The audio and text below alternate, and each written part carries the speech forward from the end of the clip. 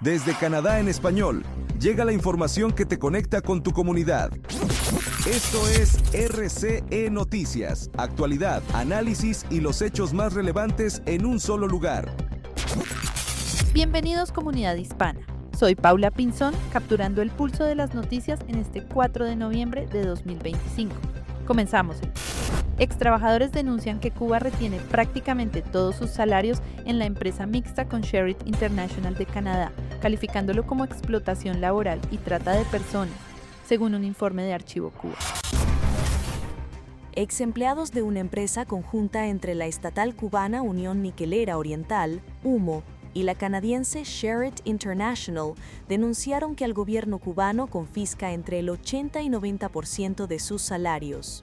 El joint venture, empresa mixta con un acuerdo entre dos compañías, en este caso una canadiense y otra estatal cubana, opera desde hace 3 décadas extrayendo y refinando níquel y cobalto en Moa, Cuba y en Fort Saskatchewan, Alberta. Uno de los denunciantes aseguró que su salario nominal era de casi $100,000 canadienses al año, pero en la práctica recibía apenas el 10 o 20%. Dijo que apenas podía comprar en tiendas de descuento como Dollarama o acudir a bancos de alimentos para sobrevivir. La compañía Sherritt, que reportó ingresos de $47.3 millones en el segundo trimestre de 2025, niega tener conocimiento del esquema asegurando que distribuye los salarios completos. Sin embargo, ex-empleados afirman que los directivos cubanos les ordenaban transferir el dinero bajo amenazas de repatriación o represalias contra sus familias. Y me parece que no hay nada mejor para explicar esto con una persona que le cuenta a María que, por ejemplo, les confiscaba el salario de transferir el 95% de los ingresos a una cuenta controlada en Cuba. ¿Por qué? Ya sabemos. El cubano, un empleado cubano, trabajando para el Estado, pasando trabajo, apagones, etcétera, le dicen, oye, mañana te vas para Haití a trabajar y te vamos a pagar, no sé, $200, $300 al mes. El cubano se monta en su avión y se va para Haití, para África, donde sea. Entonces, bueno, el tema es que incluso le restringen la libertad de los trabajadores. Me parece, por ejemplo, no solo le limitan lo económico, no se podía relacionar con la gente de Bahamas, no podía hablar con cubanos de ahí, de ese lugar. Tenía que ir a unas reuniones políticas todos los meses. Los pasaportes, por supuesto, enseguida se los quitan para que no se puedan quedar. O sea, si más o menos te veían que estabas veían a este hombre con intención a lo mejor de quedarte, enseguida le cancelaban el contrato y por supuesto lo dejaban ahí. Todo eso lo que demuestra es que esta gente sigue siendo unos traficantes de personas en el mundo. Este tipo de retención salarial es una práctica común del régimen cubano según el reporte sobre trata de personas del 2025 del Departamento de Estado de Estados Unidos, que clasifica a Cuba en el nivel 3, el más grave por no cumplir con los estándares mínimos contra la explotación laboral. El gobierno cubano retiene entre el 75 y 95% de los ingresos en sus misiones internacionales, confiscando pasaportes y restringiendo libertades básicas, lo que viola normas de la Organización Internacional del Trabajo. En Canadá, al menos 6 trabajadores cubanos laboran en la refinería de Alberta y varios han pedido asilo en años recientes. Aunque las leyes laborales canadienses protegen a los trabajadores extranjeros, las autoridades dependen de denuncias formales para intervenir, algo poco probable por miedo a represalias. El Ministerio de Empleo de Alberta dice no haber recibido quejas y el gobierno federal solo actuará si hay pruebas documentadas. Mientras tanto, la situación expone una zona gris en la colaboración económica entre Canadá y Cuba, donde la falta de supervisión puede estar permitiendo prácticas que rozan la trata laboral moderna. Canadá presenta su primer presupuesto bajo el gobierno de Carney, buscando reducir la dependencia de Estados Unidos y equilibrar un déficit de $78,000 millones. El ministro de Finanzas, François-Philippe Champagne, presentó este martes 4 de noviembre el presupuesto federal 2025, el primero del gobierno de Mark Carney, con el lema Canadá Fuerte.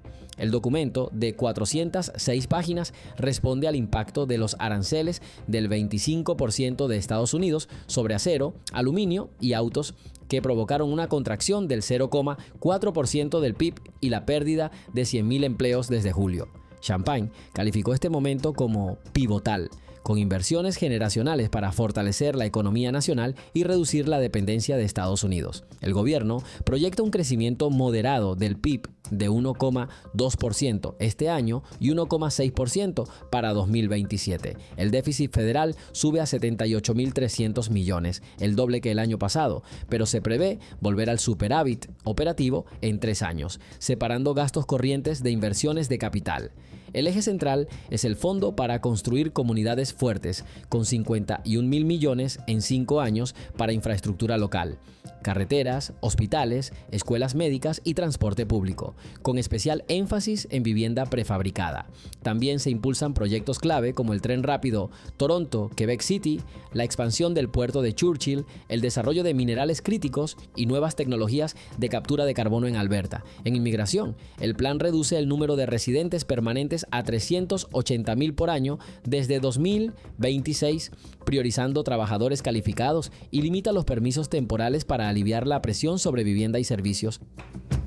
La oposición conservadora, liderada por Pierre Poilievre, calificó el presupuesto como un desastre, criticando el aumento del déficit y pidiendo eliminar el impuesto al carbono. El voto de confianza será clave. Si el gobierno pierde, Canadá podría ir a elecciones antes de Navidad. Canadá inicia un proceso de disputa contra Stellantis por el traslado de producción del Jeep Compass a Illinois, amenazando acciones legales por violar compromisos adquiridos con apoyo gubernamental.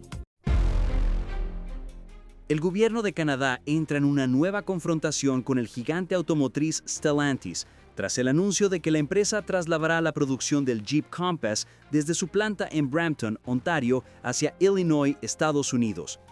La ministra de Industria, Melanie Joly, confirmó este lunes 3 de noviembre que Ottawa inicia un proceso formal de resolución de disputas de 30 días contra la compañía para recuperar fondos públicos y exigir el retorno de la producción a suelo canadiense.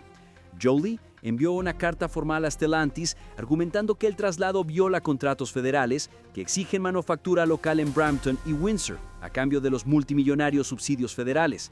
El gobierno ha desembolsado hasta ahora $42 millones de los 15 millones comprometidos para Nexstar Energy, la planta de baterías eléctricas en Windsor, operada en conjunto por Stellantis y la surcoreana LG Energy Solution. Además, la empresa recibió 500 millones a través del Fondo de Innovación Estratégica, conocido como Strategic Innovation Fund, que apoya proyectos de alto valor tecnológico. El problema va más allá del contrato. El traslado coincide con los aranceles del 25% que Estados Unidos impuso este año al acero, aluminio y automóviles importados, una política del presidente Donald Trump para atraer manufactura a su país. En el Parlamento, la ministra Joly aseguró que estas acciones no son simbólicas y que el gobierno luchará por los empleos canadienses. El sindicato Unifor, que representa a 40.000 trabajadores automotrices, apoya la medida y advierte que podría convocar huelgas si no hay avances. Stellantis, que emplea a 3.000 personas en Brampton y 4.000 en Windsor, dijo que la decisión no fue tomada a la ligera y que busca alternativas para reincorporar trabajadores. Con 500.000 empleos ligados al sector automotriz y Ontario como su corazón industrial, Canadá libra ahora una batalla económica que podría definir el futuro de su industria automotriz frente a los incentivos y presiones de Washington. Médicos de Quebec protestan contra la Ley 2 del gobierno provincial, que cambia su remuneración e impone metas, amenazando con mudarse a Ontario, donde ya solicitaron 208 permisos de práctica. En Quebec, crece la tormenta en el sistema de salud tras la aprobación exprés de la llamada Ley 2, oficialmente Ley Especial sobre Remuneración y Condiciones de Trabajo de los Médicos. La Asamblea Nacional la adoptó en cuestión de horas el pasado 24 de octubre bajo el mecanismo de Baillón, es decir, una votación forzada sin debate, con mayoría de la coalición Avenir Quebec, el partido del Premier de Quebec François Legault. Firmada por el ministro de Salud Christian Dubé, la ley congela los salarios médicos hasta 2028 y vincula el 10% de sus ingresos a metas de rendimiento como número de pacientes atendidos o cirugías realizadas. Además, prohíbe cualquier acción concertada entre 3 o más médicos con multas de hasta $20,000 por día si reducen sus actividades o deciden mudarse en grupo. El gobierno dice que busca aumentar la productividad para atender a 1,5 millones de quebequenses sin médico de familia, el 20% de la población, pero el gremio médico lo ve como una afrenta. Es una falta de respeto, como si nos escupieran en la cara, dijo una doctora en Gaspésie, donde más de 70 médicos marcharon con blusas rojas para simbolizar su indignación. El impacto ya se siente. El Colegio de Médicos reportó 40 solicitudes de traslado de doctores quebequenses solo en octubre frente a un promedio de 3 o 4 al mes. En Ontario también crecen las peticiones. Ellos quieren recibir a los médicos que no quieran seguir en Quebec, creando tensión entre gobiernos provinciales. Las federaciones médicas y estudiantes impugnan la ley en la Corte Superior, alegando que viola derechos individuales y no soluciona la escasez estructural. El ministro de Salud defiende su reforma como necesaria para los pacientes, pero el malestar crece. Para muchos, esta ley podría ser el principio de una fuga masiva de médicos y de una crisis aún más profunda en la salud de Quebec. Columbia Británica suspende su campaña contra aranceles de Estados Unidos y busca coordinación con Ottawa, siguiendo el ejemplo de Ontario, para evitar escaladas en la guerra comercial con Trump. El premier de Columbia Británica, David Eby, anunció el lunes 3 de noviembre que no lanzará la campaña digital en Estados Unidos contra los aranceles a la madera blanda, tal como se había anunciado el 23 de octubre. La decisión se dio tras una cumbre de emergencia en Vancouver sobre la crisis forestal, con presencia del ministro federal de Comercio Canadá-Estados Unidos, Dominic LeBlanc, y otros miembros del gabinete. Eby, del Partido Nuevo Democrático, explicó que cualquier comunicación hacia el público estadounidense se hará de forma coordinada con Ottawa para mantener una aproximación integrada y evitar conflictos diplomáticos con Washington. Los anuncios buscaban destacar que los aranceles estadounidenses, de hasta 45%, encarecen la construcción y afectan empleos canadienses, mientras Rusia paga tasas menores a pesar de sus sanciones internacionales. Eby reconoció que no fue necesario que Ottawa le pidiera detener la campaña, pues ya existía preocupación tras el escándalo con Ontario, donde Doug Ford lanzó una ofensiva publicitaria de $75 millones que provocó el enojo en el expresidente Donald Trump y la suspensión de conversaciones comerciales. LeBlanc elogió la buena fe de Eby y confirmó que el primer ministro federal Mark Carney apoya plenamente la colaboración. La industria forestal de Columbia Británica representa el 24% de sus exportaciones y el 7% del PIB provincial, generando unos 150,000 empleos directos e indirectos. Sin embargo, las tarifas de Estados Unidos redujeron exportaciones en un 15% y han forzado el cierre de aserraderos en comunidades como Prince George y Campbell River. Durante la cumbre, se acordó crear un grupo de trabajo para explorar nuevos mercados en Europa y el Reino Unido, ofrecer subsidios de reforestación y financiar la modernización del sector con apoyo del Banco de Desarrollo de Negocios de Canadá. El conflicto de la madera blanda lleva más de 4 décadas enfrentando a ambos países. Eby advirtió que sin una solución conjunta, el daño será significativamente peor para miles de familias canadienses que dependen del bosque. El ejército canadiense pide disculpas por actos de discriminación y acoso racial, con la general Jenny Carignan reconociendo fallos sistémicos y comprometiéndose a reformas tras demandas judiciales. Las Fuerzas Armadas de Canadá ofrecieron una disculpa pública este 30 de octubre por décadas de discriminación y acoso contra sus miembros indígenas, negros, asiáticos y de otras comunidades racializadas. La disculpa fue presentada en Ottawa por la general Jenny Carignan, jefa del Estado Mayor de la Defensa, quien reconoció que durante demasiado tiempo muchos soldados enfrentaron barreras sistémicas y fueron maltratados. Es decir, obstáculos dentro de la propia institución que impidan la igualdad de trato, no solo casos aislados. Carignan admitió: "Les fallamos, no creamos un entorno donde pudieran servir con orgullo y determinación", y prometió eliminar los prejuicios en todos los niveles de la institución militar. Recalcó que el racismo no tiene cabida en las Fuerzas Armadas canadienses. El suboficial mayor, Bob McCann, añadió que quienes sirvieron al país merecían mucho más de lo que recibieron. Durante la ceremonia, la ex sargento Wendy Yoko, veterana indígena y ex jefa de la Primera Nación Algonquina de Pikwaganagan, dijo que una disculpa es solo el comienzo. Pidió un cambio transformador y duradero, recordando que muchos soldados indígenas regresaban de la guerra solo para encontrar a sus hijos en escuelas residenciales o sufrir humillaciones dentro del propio ejército. Yoko subrayó: Su servicio fue importante, su dolor es reconocido y su valentía hizo posible este momento. El acto también contó con testimonios de militares negros y asiáticos retirados, quienes relataron exclusión y discriminación en el pasado. El teniente comandante retirado Albert Wong señaló que esta disculpa promete que las cicatrices del racismo ya no serán invisibles. Según un panel asesor del Ministerio de Defensa, el racismo en Canadá no es un fallo del sistema, es el sistema. Esta frase resume la profundidad del problema. No se trata de casos aislados, sino de estructuras que deben transformarse. El gobierno federal prometió ahora medidas concretas y más formación dentro de las Fuerzas Armadas para garantizar un futuro más justo y representativo. OpenAI y Amazon firman un acuerdo millonario de $38 mil millones por 7 años, impulsando el desarrollo de modelos de IA como ChatGPT. OpenAI y Amazon firmaron un acuerdo por $38 mil millones para el desarrollo y entrenamiento de modelos de inteligencia artificial. La alianza permitirá al fabricante de ChatGPT tener acceso a cientos de miles de procesadores gráficos de NVIDIA, el líder mundial en semiconductores, para ejecutar sus procesos en la nube. El acuerdo expone el apetito de la industria por la potencia informática, mientras las empresas compiten por sistemas más avanzados capaces de superar la inteligencia humana.